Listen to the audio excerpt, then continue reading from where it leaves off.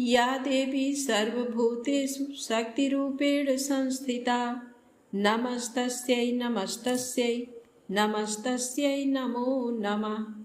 जय माता दी। आप सभी का हमारे YouTube चैनल पर हार्दिक स्वागत है। आज नवरात्र के 8वें दिन आइए सुने माता महागौरी की पौराणिक कथा। माँ दुर्गा जी की 8वीं शक्ति का नाम महागौरी है। दुर्गा पूजा के 8वें दिन महागौरी की उपासना का विधान है। नवरात्र में 8वें दिन महागौरी शक्ति की पूजा की जाती है। नाम से प्रकट है कि इनका रूप पूर्णतः गौर वर्ण है। इनकी उपमा शंख, चंद्र और कुंद के फूल से दी गई है। अष्टवर्षा भवेत गौरी, यानी इनकी आयु 8 वर्ष की मानी गई है। इनके सभी आभूषण और वस्त्र श्वेत हैं, इसीलिए उन्हें श्वेतांबर धरा कहा गया है।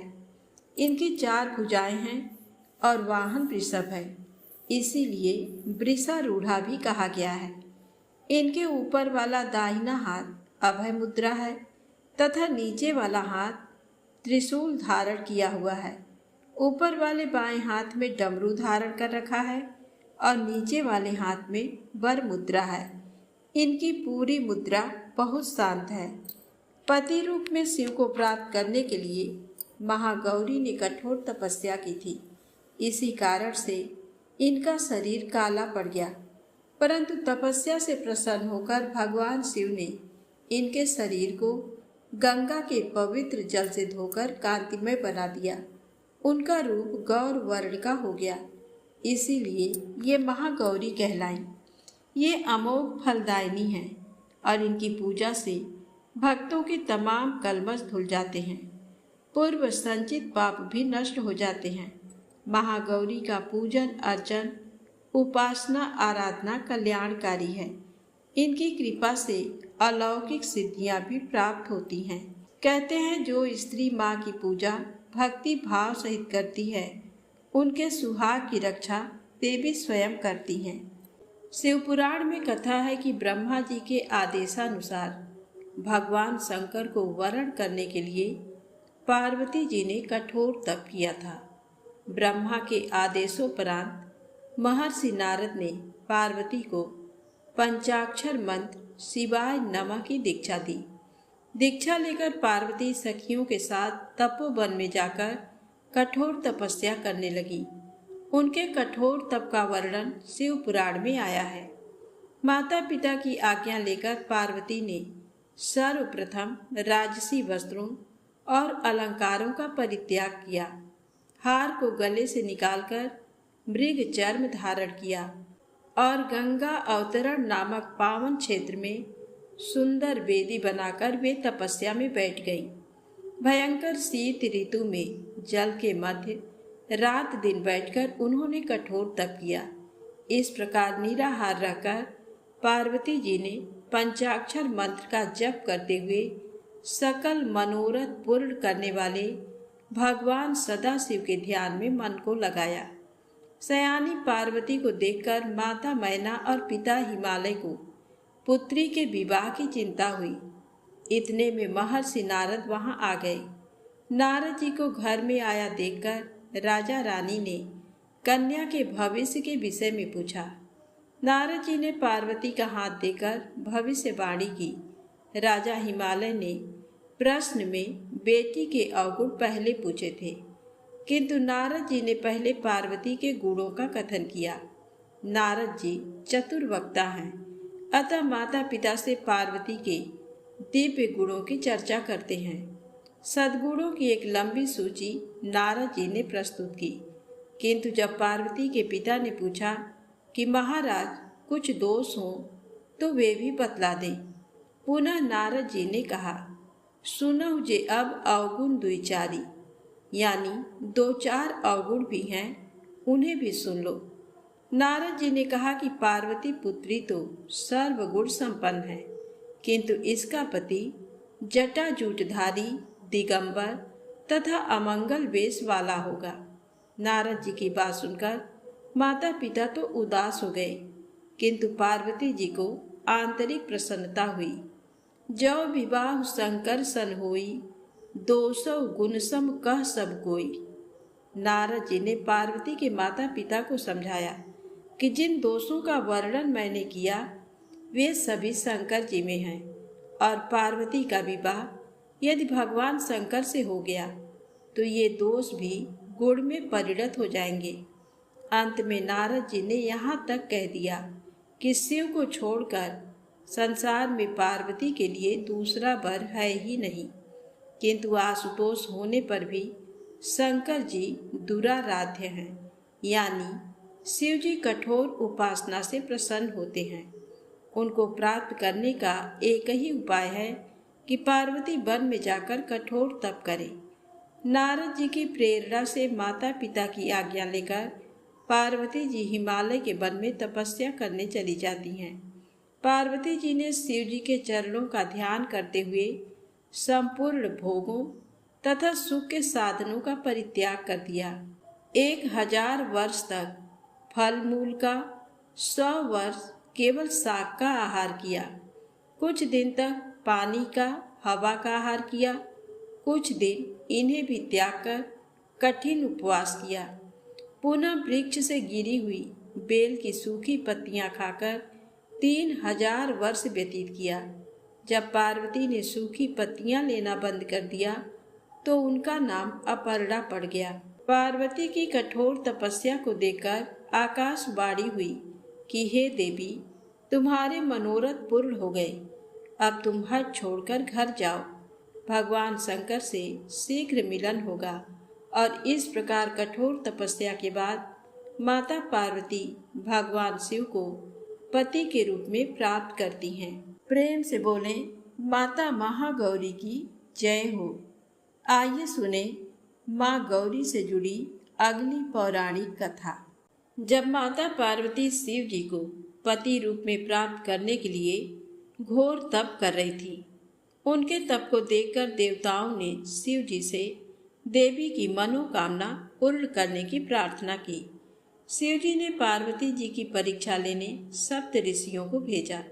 सप्त ऋषियों ने शिव जी के सैकड़ों अवगुण गिनाए, पर पार्वती जी को महादेव के अलावा किसी और से विवाह मंजूर न था। विवाह से पहले सभी वर अपनी भावी पत्नी को लेकर आश्वस्त होना चाहते हैं, इसलिए शिव जी ने स्वयं भी पार्वती जी की परीक्षा लेने की ठानी। भगवान शंकर प्रकट हुए और पार्वती को वरदान देकर अंतर ध्यान हुए।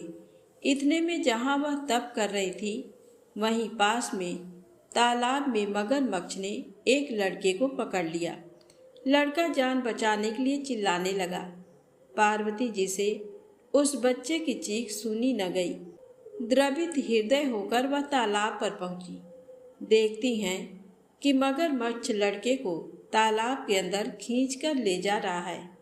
लड़के ने देवी को देखकर कहा, मेरी ना तो माँ है, न बाप, ना कोई मित्र। माता, आप मेरी रक्षा करें। पार्वती जी ने कहा, हे ग्राह, इस लड़के को छोड़ दो। मगरमच्छ बोला, दिन के छठे पहर में जो मुझे मिलता है उसे अपना आहार समझकर स्वीकार करना मेरा नियम है। ब्रह्मादेव ने दिन के छठे पहर इस लड़के को भेजा है, मैं इसे क्यों छोड़ूं? पार्वती जी ने विनती की, तुम इसे छोड़ दो, बदले में तुम्हें जो चाहिए वह मुझसे कहो। मगरमच्छ बोला, एक ही शर्त पर मैं इसे छोड़ सकता हूँ। आपने तप करके महादेव जी से जो वरदान लिया, यदि उस तप का फल मुझे दे दोगी तो मैं इसे छोड़ दूंगा। पार्वती जी तैयार हो गई। उन्होंने कहा, मैं अपने तप का फल तुम्हें देने को तैयार हूँ, लेकिन तुम इस बालक को छोड़ दो। मगरमच्छ ने समझाया, सोच लो देवी, जोश में आकर संकल्प मत करो। हजारों वर्षों तक जैसा तप किया है वह देवताओं के लिए भी संभव नहीं। उसका सारा फल इस बालक के प्राणों के बदले चला जाएगा। पार्वती जी ने कहा, मेरा निश्चय पक्का है, मैं तुम्हें अपने तप का फल देती हूँ, तुम इसका जीवन दे दो। मगरमच्छ ने पार्वती जी से तप दान करने का संकल्प करवाया। तप का दान होते ही मगरमच्छ का देह तेज से चमकने लगा। मगर बोला, हे पार्वती, देखो तप के प्रभाव से मैं तेजस्वी बन गया हूँ। तुमने जीवन भर की पूंजी एक बच्चे के लिए व्यर्थ कर दी। चाहो तो अपनी भूल सुधारने का एक मौका और दे सकता हूँ। पार्वती जी ने कहा, हे ग्राह, तब तो मैं पुनः कर सकती हूँ, किंतु यदि तुम इस लड़के को निगल जाते तो क्या इसका जीवन वापस मिल जाता? देखते ही देखते वह लड़का अदृश्य हो गया, मगरमच्छ भी लुप्त हो गया। पार्वती जी ने विचार किया, मैंने तप तो दान कर दिया है, अब पुनः तप आरंभ करती हूँ। पार्वती ने फिर से तप करने का संकल्प लिया। भगवान सदाशिव फिर से प्रकट होकर बोले, पार्वती, भला अब क्यों तप कर रही हो? पार्वती जी ने कहा, प्रभु, मैंने अपने तप का फल दान कर दिया है। आपको पति रूप में पाने के संकल्प के लिए मैं फिर से वैसा ही घोर तप कर आपको प्रसन्न करूंगी। महादेव बोले, मगरमच्छ और लड़के दोनों रूपों में मैं ही था। तुम्हारा चित्त प्राणी मात्र में अपने सुख दुख का अनुभव करता है या नहीं, इसकी परीक्षा लेने को मैंने ये लीला रची। अनेक रूपों में दिखने वाला मैं एक ही एक हूँ। मैं अनेक शरीरों से अलग निर्विकार हूँ। तुमने अपना तप मुझे ही दिया है, इसलिए अब और तप करने की जरूरत नहीं। देवी ने महादेव को प्रणाम कर प्रसन्न मन से विदा किया तो प्रेम से बोले, माता महागौरी की जय हो, शंकर भगवान की जय हो। आइए सुने माँ गौरी से जुड़ी अगली पौराणिक कथा। एक बार शुंभ और निशुंभ नाम के दो दानवों ने ब्रह्मा जी की कठोर तपस्या करके उनसे अबध्य रहने का वर मांग लिया था। तब ब्रह्मा जी ने वर देते हुए कहा कि यदि तुम जगदम्बा के अंश से उत्पन्न कन्या को पाने की अभिलाषा करोगे तो निश्चय ही तुम्हारा विनाश हो जाएगा। और उन्हें वर देकर ब्रह्मा जी अंतर ध्यान हो गए। वरदान पाकर शुंभ निशुंभ बलवान होने के साथ साथ अभिमानी भी हो गए थे। उन्होंने देवताओं पर आक्रमण करके देवताओं को हरा दिया और इंद्र के स्वर्ग आसन पर अपना कब्जा कर लिया। दोनों ने धर्म का नाश करना शुरू कर दिया। पूरा संसार उनके अत्याचारों से दुखी हो रहा था। सब देवता दुखी होकर भगवान शिव की शरण में गए। तब शिव जी ने उन्हें आश्वासन देकर भेज दिया। इस कार्य को करने के लिए माता पार्वती को क्रुद्ध करना आवश्यक था। इसलिए शिव जी ने स्त्रियों की बुराई करनी शुरू कर दी। तब क्रोधित होकर देवी बोली, हे स्वामी, आपको मेरा सांवला रंग नहीं सुहाता है, इसलिए आप ऐसी बातें कर रहे हैं। अब मैं जा रही हूँ और ब्रह्मा जी की तपस्या करूँगी। ये कहकर क्रोधित देवी पार्वती वहाँ से चली गईं। फिर वे अपने माता पिता से मिलने के लिए हिमालय पहुँची और उनका आशीर्वाद लेकर तपस्या करने चली गई। परम दिव्य और मनोरम स्थान देखकर वे तपस्या में बैठ गईं। वे प्रतिदिन स्नान करके धूप दीप आदि से पूजन करती और मन में ब्रह्मा जी का स्मरण करते हुए उनकी आराधना करनी आरंभ कर दी। एक दिन भगवती तपस्या में लीन थी। उसी समय एक उग्र सिंह वहां आ गया, परंतु देवी के तेज के प्रभाव से वह आगे न बढ़ सका। वह दिन रात मूर्ति बनकर वहीं देवी के सामने खड़ा रहा।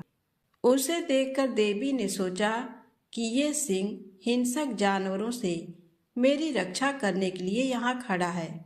देवी की कृपा दृष्टि से वह सिंह पापों से मुक्त हो गया और देवी की सेवा में लग गया। दूसरी ओर सभी देवता दैत्यों द्वारा किए जा रहे उपद्रवों से बहुत दुखी थे। बहुत दुखी होकर वे सभी ब्रह्मा जी की शरण में गए और उन्हें अपना दुखड़ा सुनाया। देवताओं को सहायता का आश्वासन देकर ब्रह्मा जी देवी के समक्ष पहुँचे। देवी कठोर तपस्या में लीन थी। ब्रह्मा जी को इस प्रकार सामने पाकर देवी ने प्रणाम किया। तब ब्रह्मा जी बोले, हे भगवती, आप तो सबका कल्याण करने वाली तथा सभी तपस्याओं का फल देने वाली हैं, फिर आप इस तरह कठोर तपस्या क्यों कर रही हैं? तब ब्रह्मा जी के पूछे प्रश्न का उत्तर देते हुए देवी बोली, हे ब्रह्मा जी, सृष्टि के आरंभ में आप भगवान शिव से उत्पन्न हुए हैं, इसलिए आप मेरे पुत्र हैं। प्रजा वृद्धि के लिए भगवान रुद्र आपके मस्तक से प्रकट हुए, इसलिए आप मेरे ससुर हैं। अपना दुख आपको बताकर मैं उससे मुक्त होना चाहती हूँ। मैं अपना काले रंग का शरीर त्याग कर गोरी बनना चाहती हूँ। तब ब्रह्मा जी ने कहा, हे देवी, जैसा आप चाहती हैं वैसा ही होगा। आप अपने काले वर्ण का त्याग कर गौर वर्ण धारण करें। देवी, आपका वही काला वर्ण दैत्यराज शुंभ निशुंभ का वध करके इस संसार को उनके पापों से मुक्त करेगा। तभी देवी ने काले रंग का त्याग कर गोरा रंग धारण कर लिया। भगवती के काले वर्ण से मेघों के समान श्याम वर्णी कौशिकी नामक कन्या उत्पन्न हुई। वह योगिनी अष्टभुजा वाली तथा शंख चक्र एवं त्रिशूल आदि आयुधों से सुशोभित थी। ब्रह्मा जी ने देवी कौशिकी को शुंभ निशुंभ का वध करने के लिए शक्ति प्रदान की। तब देवी कौशिकी ब्रह्मा जी व देवी को प्रणाम कर विंध्याचल पहुंची। उन्होंने शुंभ निशुंभ का वध कर देवताओं को सुखी कर दिया। तब देवी ने ब्रह्मा जी से कहा, हे ब्रह्मा जी, ये सिंह मेरा परम भक्त है। इसने मेरी अन्य हिंसक जीवों से रक्षा की है, इसलिए इसे मैं अपने साथ ले जाना चाहती हूँ। और देवी अपने सिंह पर सवार होकर भगवान शिव के पास वापस लौट आई। देवी ने वहां पहुंचकर भगवान शिव के चरणों की वंदना की। उन्हें इस प्रकार सामने पाकर शिव जी बहुत प्रसन्न हुए और उन्होंने देवी को हृदय से लगा लिया। तब शिव जी बोले, हे प्राणेश्वरी, आपका और मेरा प्रेम साधारण नहीं है। हमें एक दूसरे से विद्वेष नहीं रखना चाहिए, क्योंकि हम ही जगत के कारण और आधार हैं। हमें कभी भी अलग नहीं होना चाहिए। देवी, मुझे आपका रूप बहुत प्रिय है। आपके काले या गौर वर्ण से कुछ नहीं होता, क्योंकि मैं आपसे आत्मिक प्रेम करता हूँ। अपने स्वामी भगवान शिव के ये वचन सुनकर देवी बोली, हे देवाधिदेव, आपकी कृपा से मैंने अपने श्याम वर्ण से देवी कौशिकी को उत्पन्न किया, जिसने अपने बल और पराक्रम से शुंभ और निशुंभ नामक महादैत्यों का संहार किया है। उसकी आराधना से मनुष्यों को तुरंत फल की प्राप्ति होगी तथा देवता भी उसकी पूजा किया करेंगे। भगवान, मेरी तपस्या में सिंह ने मेरी रक्षा की, जिसे मैं साथ लाई हूँ और उसे अपना द्वारपाल बनाना चाहती हूँ। देवी भगवती की प्रार्थना सुनकर भगवान शिव ने सिंह को द्वारपाल नियुक्त कर दिया। देवी ने सुंदर वस्त्र आभूषणों से श्रृंगार करके अपने स्वामी के समीप आसन ग्रहण किया। वे भगवान शिव के साथ ऐसी सुशोभित हो रही थीं मानो आभा चंद्र के सौंदर्य को निखार रही हो और संध्या ने सूर्य का आलिंगन कर लिया हो। तो प्रेम से बोले, शंकर भगवान माता महागौरी की जय हो। अब आइए सुने महिषासुरमर्दिनी माँ दुर्गा की पौराणिक कथा। महिषासुरमर्दिनी देवी दुर्गा को कहा गया है। इन्होंने महिषासुर नामक राक्षस को मारकर देवताओं को इससे मुक्ति दिलाई थी। महामाया माँ जगदम्बिका ने देवताओं को वरदान दिया था कि वो भीषण अनिष्टप्रद समय में प्रकट होकर दैत्यों का नाश करेंगी। माता नित्य होती हुई भी बार बार प्रकट होती हैं। महिषासुर के वध के लिए माँ ने अपनी लीला का विस्तार करने के कारण सभी देवी देवताओं के तेज से प्रकट होकर दुष्ट महिषासुर का अंत किया था। महिषासुर के बाद कई और दानव पृथ्वी पर पैदा हुए, जैसे चंड मुंड, धूम्रलोचन, शुंभ निशुंभ, इन सभी का वध करने के लिए माँ ने कौशिकी देवी का रूप धारण किया और हिमालय पर्वत पर दुष्टों का संहार किया। इसलिए इनको निशुंभ शुंभ हननी भी कहा जाता है। माता ने अपने भ्रिकुटी से काली देवी को उत्पन्न किया, जिसने चंड मुंड का वध किया, जिसके कारण चामुंडा के नाम से उन्हें जाना जाने लगा। इन सब के बाद हिरण्याक्ष वंश में रुरु का एक पुत्र हुआ, जिसका नाम था दुर्गमासुर, जिसके पापों से पृथ्वी पर 100 वर्षों तक अकाल पड़ गया। तब सभी देवता मिलकर हिमालय पर्वत की शिवालिक पहाड़ियों में आए और माँ जगदम्बा की घोर तपस्या की। माता ने प्रसन्न होकर एक अद्भुत रूप धारण किया और 100 नेत्रों से जगत को देखा, जिससे माता का शताक्षी नाम प्रसिद्ध हुआ। इन्हीं शताक्षी देवी ने अपने शरीर से शाक और सब्जियों को उत्पन्न किया और सभी प्राणियों का पालन पोषण किया। तभी से इनका नाम शाकंभरी देवी प्रसिद्ध हुआ। तब देवी ने देवताओं से पूछा, अब मैं तुम्हारे ऊपर क्या उपकार करूं? तब सभी देवताओं ने विनती की कि दुर्गम द्वारा चुराए गए चारों वेद हमें मिल जाए। तब देवी ने घोर संग्राम किया और दुर्गम दैत्य का वध कर दिया, जिनके कारण शाकंभरी देवी दुर्गा देवी के नाम से भी प्रसिद्ध हो गई। इसके बाद हिमालय पर्वत पर तपस्वियों की रक्षा करने के लिए माँ ने एक भयानक रूप धारण किया और भीमा देवी के नाम से प्रसिद्ध हुई। जब अरुणासुर ने तीनों लोकों को आतंकित किया, तब माता ने असंख्य भ्रमरों का रूप धारण कर उस दैत्य का वध किया। तब इस रूप में देवी को भ्रामरी देवी कहा जाने लगा। अब आइए सुने माता शताक्षी से जुड़ी पौराणिक कथा। प्राचीन काल में दुर्गमासुर नामक महादैत्य के उपद्रव से तीनों लोकों में हाहाकार मच गया और 100 वर्षों तक जल की वर्षा नहीं हुई। संपूर्ण पृथ्वी पर भयंकर अकाल पड़ गया। तब देवता महादेवी का ध्यान, जप, पूजन और स्तुति करने के विचार से हिमालय पर्वत पर गए। देवी के प्रकट होने पर स्तुति करते हुए बोले, महेशानी, घोर संकट उपस्थित है, तुम इससे हमारी रक्षा करो। तब देवी ने अपने अद्भुत रूप के दर्शन कराए, जिनकी देह पर 100 आंखें थीं, चारों भुजाओं में कमल, धनुष, बाण और शाक समूह धारण किए हुए थी। माता के 100 नेत्रों से 9 दिनों तक अश्रु वृष्टि हुई और संपूर्ण धरातल हरी भरी हो गई। नदियां, तालाब आदि जल से परिपूर्ण हो गए। देवी शताक्षी ने उसके बाद दिव्य रूप धारण किया और अपने शरीर से विभिन्न कंद, मूल, शाक, फल इत्यादि प्रकट कर और सब जीवों की भूख को शांत किया और शाकंभरी देवी के नाम से प्रसिद्ध हो गई। भगवान शिव ने उन्मत्त की भांति सती के जले हुए शरीर को कंधे पर रख लिया। वे सभी दिशाओं में भ्रमण करने लगे। शिव और सती के इस अलौकिक प्रेम को देखकर पृथ्वी रुक गई, हवा रुक गई, जल का प्रवाह ठहर गया और रुक गई देवताओं की सांसें। सृष्टि व्याकुल हो उठी।